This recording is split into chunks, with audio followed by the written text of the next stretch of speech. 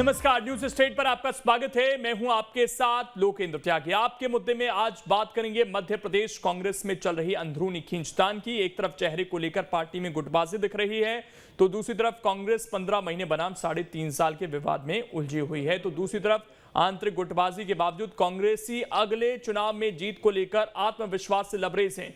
आज चर्चा इसी मसले पर कि कांग्रेस की ये जो गुटबाजी है कहीं ये चुनाव में भारी ना पड़ जाए, और सवाल ये कि एमपी में 15 महीने बनाम 3.5 साल की लड़ाई के मायने क्या हैं। आज इसी पर करेंगे चर्चा। कुछ खास मेहमान भी हमारे साथ जुड़ेंगे, लेकिन उससे पहले आज की रिपोर्ट आप देखिए।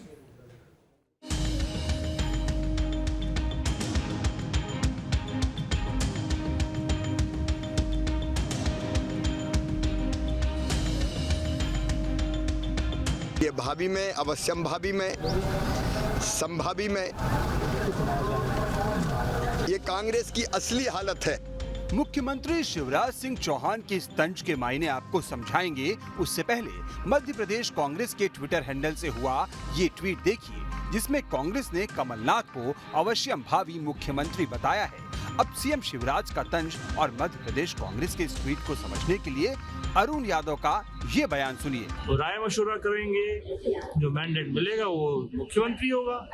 मुख्यमंत्री चयन करने की प्रक्रिया दिल्ली से होती है, मध्य प्रदेश तो नहीं होती। तो कांग्रेस में आपसी खींचतान की पूरी कहानी आपको बताएंगे। उससे पहले सीएम शिवराज का पूरा बयान भी सुन लेते हैं। मन के बहलाने को कमलनाथ जी ख्याल अच्छा है। आपके दल के नेता ही कह रहे हैं कि कोई मुख्यमंत्री तय ही नहीं है, और जनता कह रही कि कांग्रेस की सरकार नहीं आना ये तय है। और ये भावी में, अवश्यम भावी में, संभावी में ये कांग्रेस की असली हालत है। कांग्रेस का धनी ढोरी आज देश में भी नहीं है,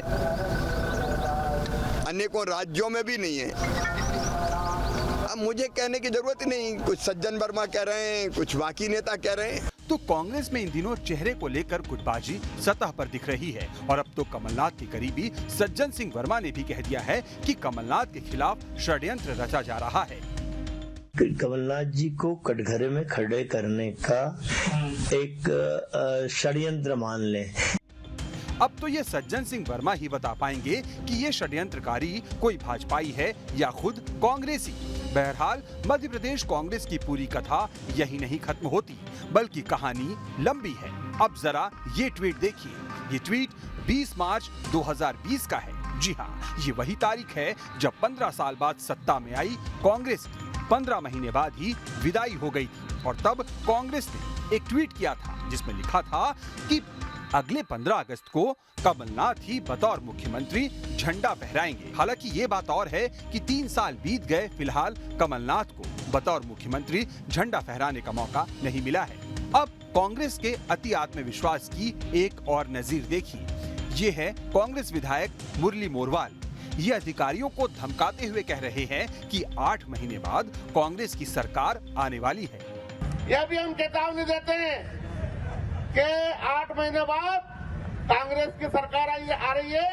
अधिकारी कान खोल के सुन लो। क्या बेटे हो, वो एडीओ हो या तहसीलदार हो या टीआई हो, कान खोल के सुन लो। 8 महीने बाद कहाँ जाओगे पता भी नहीं लगेगा तुम्हारा। क्या इस हिसाब से तुम बदले की भावना से काम कर रहे हो? तो ये है मध्य प्रदेश कांग्रेस की कथा। एक तरफ कांग्रेस में चेहरे को लेकर गुटबाजी चरम पर है, तो दूसरी तरफ कांग्रेस आत्मविश्वास से इतनी लबरेज है कि वो ये मानकर चल रही है कि गुटबाजी और बिना जमीनी तैयारी के भी वो मध्य प्रदेश में अगली सरकार बना लेगी। वहीं दूसरी तरफ कांग्रेस इन दिनों 15 महीने बनाम 3.5 साल की लड़ाई में भी उलझ गई है, क्योंकि सीएम शिवराज कमलनाथ से बार बार उनके 15 महीने के कार्यकाल का हिसाब मांग रहे हैं, जबकि कमलनाथ 15 साल का हिसाब मांगने के बजाय 3.5 साल का हिसाब मांगकर गड़े मुर्दे उखड़ने का जोखिम नहीं लेना चाह रहे। Team news state. और चर्चा करने के लिए 3 खास मेहमान इस वक्त हमारे साथ जुड़ गए हैं। सबसे पहले परिचय करा देता हूं। चैतन्य भट्ट जी हैं, वरिष्ठ पत्रकार हैं। चिंतामणि मालवीय जी हैं, नेता हैं बीजेपी के। और संतोष गौतम जी हैं, प्रवक्ता हैं कांग्रेस के। आप तीनों का बहुत बहुत स्वागत है। संतोष गौतम जी, शुरुआत चर्चा की आपसे। क्या अरुण यादव कांग्रेसी नहीं है या फिर कोई और है जो साजिशें कर रहा है कमलनाथ के खिलाफ, जिसका जिक्र सज्जन सिंह वर्मा कर रहे हैं? नाम नहीं लिया उन्होंने, लेकिन देखिए, मैं तो केवल इतना जानता हूं कि गत वर्ष पिछले साल 22 मई 2022 को सभी लोगों ने मिलकर कांग्रेस के शीर्ष नेतृत्व ने फैसला लिया था कि कमलनाथ जी जो हमारे प्रदेश अध्यक्ष है वही भावी मुख्यमंत्री का चेहरा होंगे।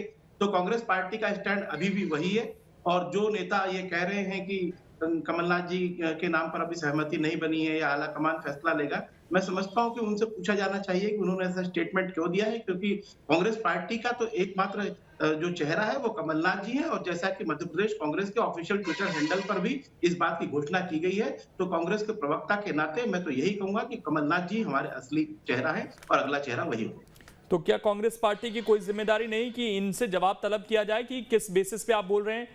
बेहतर होता कि आप उनसे जवाब मांग लेते तो ज्यादा अच्छा था कि मीडिया में आकर आप इस तरह की बयानबाजी क्यों कर रहे हैं, ताकि आज जो रायता समेटा जा रहा था ट्विटर पर, इसकी जरूरत नहीं पड़ती।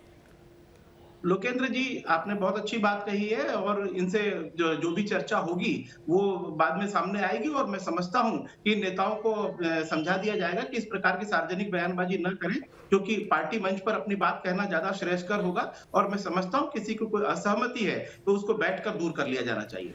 चैतन्य भट्ट जी, दो बड़े नेता हैं, अरुण यादव और राहुल भैया अजय सिंह।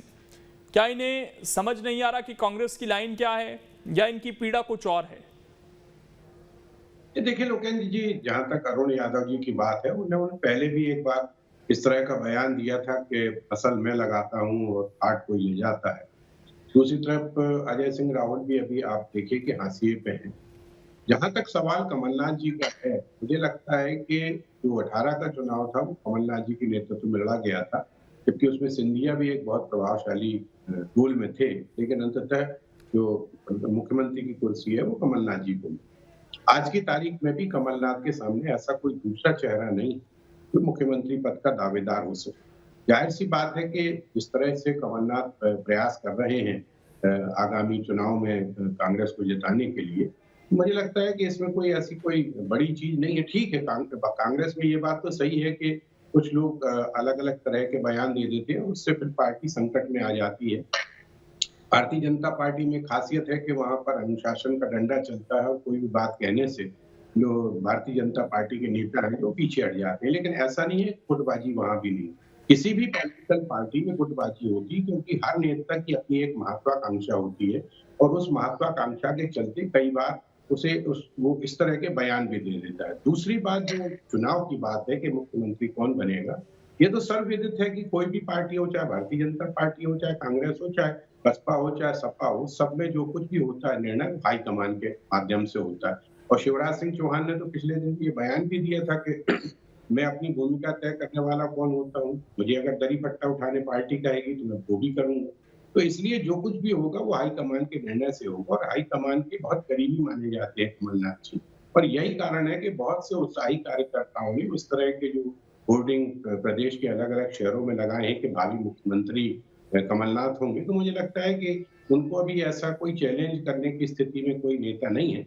लेकिन कांग्रेस को ये जरूर चाहिए कि वो ऐसे नेताओं पर लगाम लगाए, क्योंकि अभी आगामी 6-8 महीने के बाद चुनाव होने वाले हैं, और इससे कहीं ना कहीं कांग्रेस के भीतर जो गुटबाजी की थोड़ी बहुत जो कुछ भी गुटबाजी है, उसको भारतीय जनता पार्टी बहुत एलोबरेट कर देती है। भारतीय जनता पार्टी का जो प्रचार तंत्र है वो बहुत मजबूत है, और वो हमेशा उसकी निगाह कांग्रेस के कार्यकलापों पे होती है, उनके नेताओं के कार्यकलापों पे होती है। और जब उसको लगता है कि एक बयान से कांग्रेस को कटघरे में खड़ा किया जा सकता है, तो वो निश्चित तौर पे इस तरह के बयानों को लेके उड़ जाती है। तो मुझे लगता है कि कांग्रेस के भी जो वरिष्ठ नेता हैं उनको इस बात का भी ख्याल रखना चाहिए कि अभी आगामी। लेकिन एक चीज मैं और जानना चाहता हूं चैतन्य जी आपसे कि कुछ दिन पहले इस बयान को जब हमने इस पर डिबेट की थी तो डिफेंड करने की कोशिश कांग्रेस के नेता कर रहे थे। ये कहा जा रहा था कि ये तो सर्वविदित है कि भाई प्रदेश अध्यक्ष है, उनके नेतृत्व में ही चुनाव लड़ा जाएगा, लेकिन जो चेहरा होता है वो अंत में विधायक दल की बैठक में तय होता है, या चेहरा कौन होगा ये कांग्रेस पार्टी का आला कमान तय करता है। आज क्या कोई नया संदेश गया है, एक नई लॉबी कांग्रेस में दिखी है, जिसके बाद एक के बाद एक ट्वीट, और संतोष गौतम जी जिस तरीके से खुले तौर पर मुखालफत कर रहे हैं यहाँ पर उन नेताओं की, तो क्या आज कोई नया मैसेज या नई लॉबी यहाँ पर खड़ी हुई है आज मजबूती के साथ? नहीं, ये तो भ्रम है कि विधायक दल का नेता मुख्यमंत्री का चयन करता है। मुख्य विधायक दल की बैठक होती है, उसमें जो ऑब्जर्वर आता है ऊपर से, उसके सामने एक वो स्पष्ट रूप में बता देता है कि इनको मुख्यमंत्री बनाना है, और पूरा विधायक दल सिर नीचे और हाथ ऊपर करके उसको हामी भर देता है। और वो कोई ऐसा नहीं कि अकेला कांग्रेस में, भारतीय जनता पार्टी में ही वही स्थिति। दूसरी बात, ये बात जरूर है कि डिफेंड किया था उस समय, लेकिन आज की तारीख में जब विवाद की स्थिति बन रही है, दो वरिष्ठ नेता अगर कमलनाथ जी के वर्चस्व को चुनौती देने की स्थिति में, तो मुझे लगता है कि कांग्रेस को भी अपना स्टैंड सामने लाना पड़ा, और ये बताया गया कि कांग्रेस के जो आधिकारिक प्रतिनिधिमंडल है उससे बताया है कि अवश्यम भावी मुख्यमंत्री कमलनाथ जी होंगे। तो मुझे लगता नहीं कि ऐसा कोई बहुत ज्यादा इसमें विवाद की स्थिति है। निश्चित तौर पे हाईकमान इसको देखेगा और उन तमाम नेताओं को ताकीद करेगा कि इस तरह की बयानबाजी न करें, जिससे आगामी आने वाले मैं लौट रहा हूं सर आपके पास। चिंतामणि मालवीय जी, आज एक और बयान चर्चाओं में है जयवर्धन सिंह का, जिसमें वो ये कह रहे थे कि भाजपा के भी 3 गुट हैं, शिवराज गुट, नाराज गुट और महाराज गुट। तो क्या ये जो चुनाव है ये 2 ऐसी पार्टियों के बीच होने जा रहा है जिनके अंदर आपसी गुट बने हुए हैं, और ये आपसी गुट कैसे कैसे टकराएंगे आपस में, ये बड़ा दिलचस्प चुनाव हो जाएगा? भारतीय जनता पार्टी में कोई गुट नहीं है। स्वयं मुख्यमंत्री जी ने कह दिया कि भाई मेरी भूमिका संगठन तय करेगा। उन्होंने खुद को भी नहीं कहा कि मैं भी कोई मुख्यमंत्री हूं या मुख्यमंत्री का दावेदार हूं या उम्मीदवार हूं, या ऐसा कुछ नहीं कहा। तो हमारे यहाँ इस तरह की कोई गुटबंदी नहीं है। ये कांग्रेस का कॉन्सेप्ट है जो बीजेपी पर आरोपित करते हैं। दूसरी बात ये, क्योंकि उनका जो मानसिक गठन है वो कांग्रेस की व्यवस्था में पलता है, और इसलिए उनको सारे बाकी पार्टियां भी उसी तरह दिखाई देती है। वो ऐसा सोचने की आवश्यकता भारतीय जनता पार्टी के संदर्भों में नहीं है। जहां तक कांग्रेस में आंतरिक फूट और सर फुटबॉल की बात है, तो मैं तो इतना ही कहना चाहूंगा कि तो सूत ना कपास और जुलाहों में लट्ठम लट्ठा, भाई आपकी सरकार आ नहीं रही है। कोई कांग्रेस का वातावरण नहीं है, कोई कांग्रेस का दूर दूर तक कोई संभावना नहीं है। तो इस तरह की वो मुख्यमंत्री या मैं मुख्यमंत्री, ये सब बेकार के सवाल हैं। दूसरी बात यह है कि ये वास्तव में यदि ऐसा कहा भी जाता है, मान ले कि खुद कांग्रेस के ट्विटर हैंडल से यह गया है कि भावी मुख्यमंत्री कमलनाथ हैं, तो क्या हम ये समझे कि जो केंद्र की कांग्रेस सरकार, कांग्रेस की संगठन है, वो बेचारा हो गया है, लाचार हो गया है? और जैसे मुगल काल में मुगल सल्तनत जब टूट गई थी तो विभिन्न सूबेदार जो वो अपने अपने सूबों के मालिक हो गए थे, वैसे ही क्या कांग्रेस की सत्ता केवल दिल्ली और वो जो सोनिया गांधी जी का आवास है उसके आसपास रह गई है, 10 जनपद तक रह गई है। बाकी जगह सारे जो छत्रप है वो स्वतंत्र हो गए।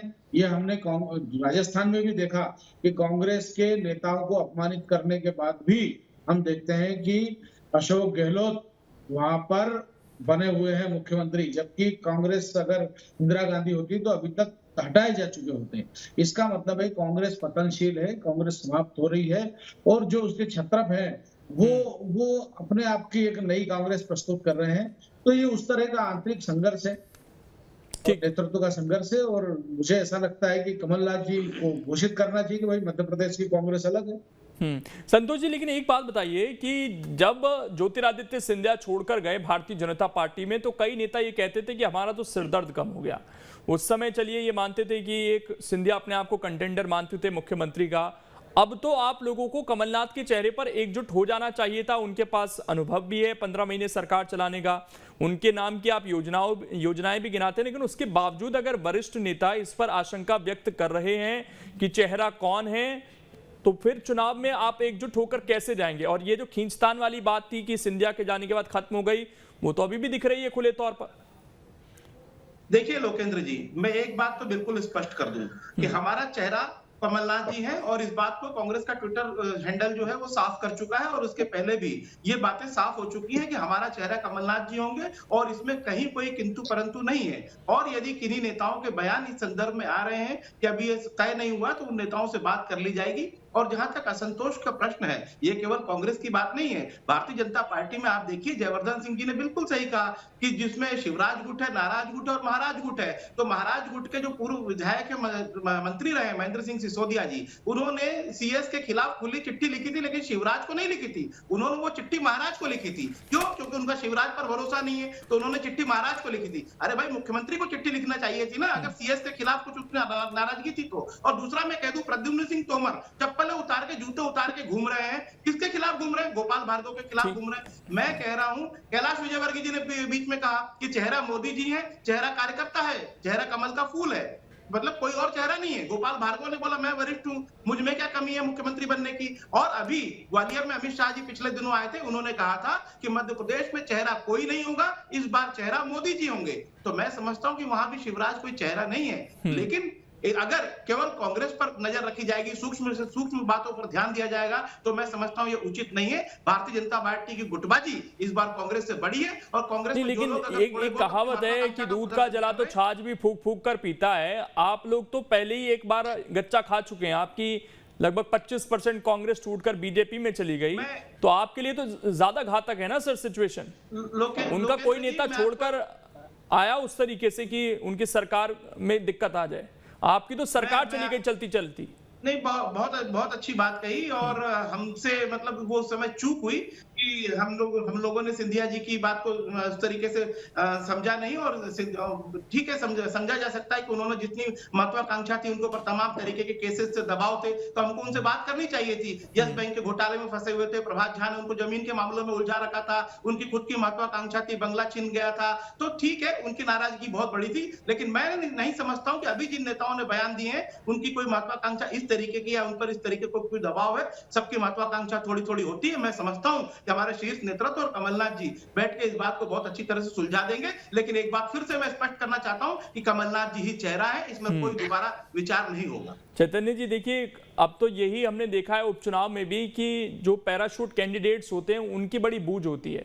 छोटे से उपचुनाव में भी अपने कैंडिडेट नहीं मिलते हैं। दोनों ही पार्टियों की मैं बात कर रहा हूं, अभी हमने निकाय के चुनाव में भी देखा, कितनी बात हुई हो लेकिन दोनों पार्टियों ने पैराशूट्स को खूब जमकर टिकट दिए हैं। ऐसे में ये जो दोनों तरफ की नाराजगी है, इनकी कोई जगह बनती हुई दिखेगी आगामी चुनाव में, या ये केवल प्रेशर पॉलिटिक्स क्रिएट करने की अपनी अपनी पार्टी के भीतर कोशिश कर रहे हैं, या उस तरह का कोई सीन हमें देखने को मिल सकता है जो हम आज से लगभग 3 साल पहले देख चुके हैं?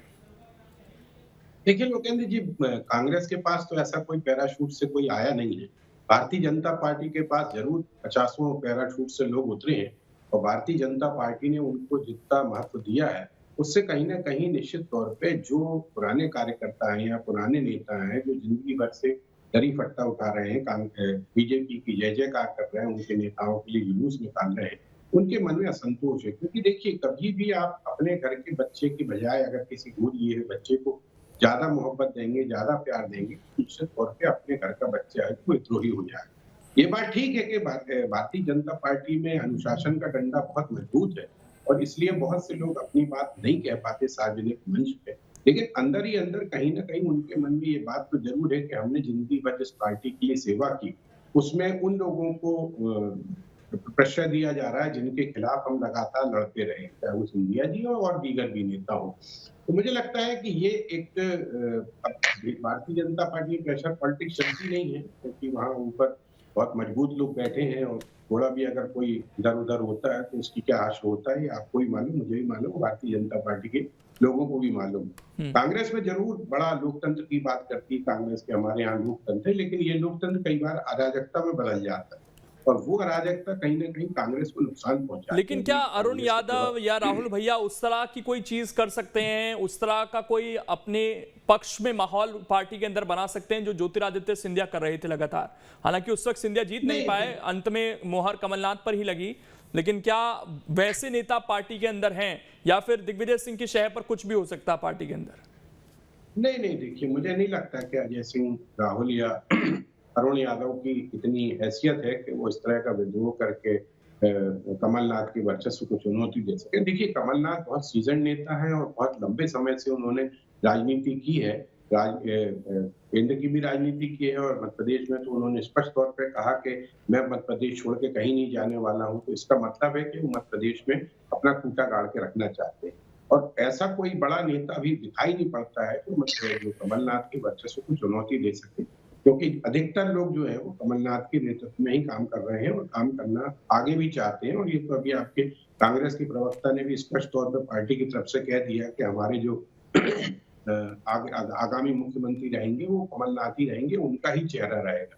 और चूंकि वो आपके हाईकमान के भी बहुत करीब माने जाते हैं, वो पिछला चुनाव में उन्होंने लड़ा था और भारतीय जनता पार्टी को उन्होंने शिकस्त भी दी, तो मुझे लगता है कि कमलनाथ को एक बार पुनः मौका दिया जाएगा कि वो 2023 का चुनाव जो है उनके नेतृत्व में लड़ा जाए।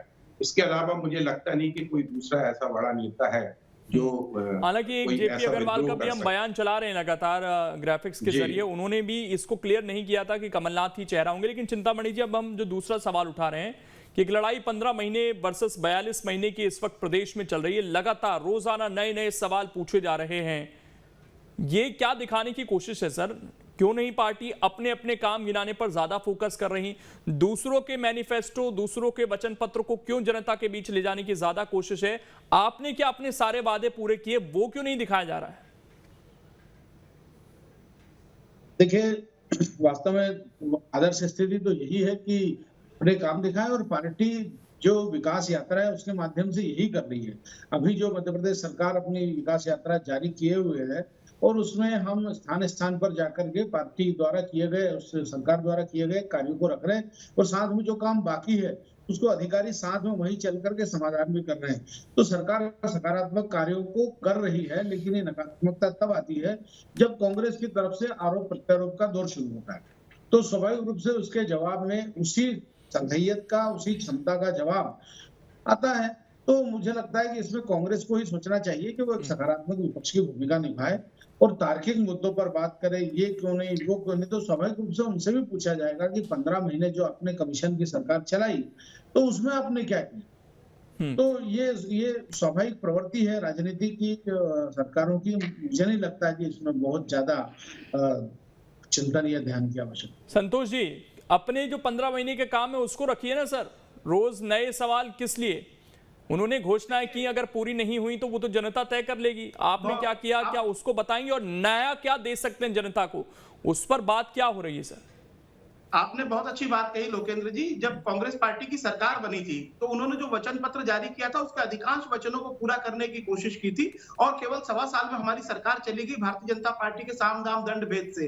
तो मैं समझता हूं कि अधिक जवाबदारी 18 वर्षों के शासनकाल के भारतीय जनता पार्टी की है। चिंतामणि मालवीय जी अभी कह रहे थे कि आपने अपने सवालों के जवाब क्यों नहीं, वचन पूरे क्यों नहीं किए। मैं इनसे पूछना चाहता हूँ कि 18 वर्षों के जंगल राज के लिए कांग्रेस ज्यादा दोषी है? आप ही बताइए लोकेंद्र जी, कांग्रेस ज्यादा दोषी है या भारतीय जनता पार्टी ज्यादा दोषी है? इस प्रदेश में व्यापम का घोटाला हुआ जिसमें 55 से अधिक मौतें हुई, जिसमें पूर्व मंत्री सलाखों के पीछे से कह गया कि अगर मैंने मुंह खोला तो बड़ी मछलियां सलाखों के पीछे होंगी, तो वो मछली नहीं वो मछला रहा होगा। मैं समझता हूं क्योंकि मंत्री से बड़ा तो केवल एक ही व्यक्ति होता है, आप सब जानते हैं। और उसके बाद में जो रेत का अवैध उत्खनन मुख्यमंत्री की नाक के नीचे हो रहा है। तो मैं समझ रहा हूं बुधनी और विदिशा में यदि नर्मदा नदी को छलनी कर दिया गया है तो या तो मुख्यमंत्री नेत्रहीन है या भ्रष्ट है। और दूसरा ई टेंडरिंग का घोटाला हुआ, कारण डैम का घोटाला हमने देखा, 300 करोड़ रुपए जनता के बहा दिए गए, उसमें किन मंत्रियों के नाम सामने आए। इसके बाद आप तमाम घोटाले देख लीजिए। ठीक, मैं एक आखिरी कमेंट ले लेता हूं क्योंकि समय कम है। चैतन्य भट्ट जी, प्रदेश को बर्बाद करने की जिम्मेदारी चैतन्य भट्ट जी, देखिए 15 महीने क्या काफी नहीं थे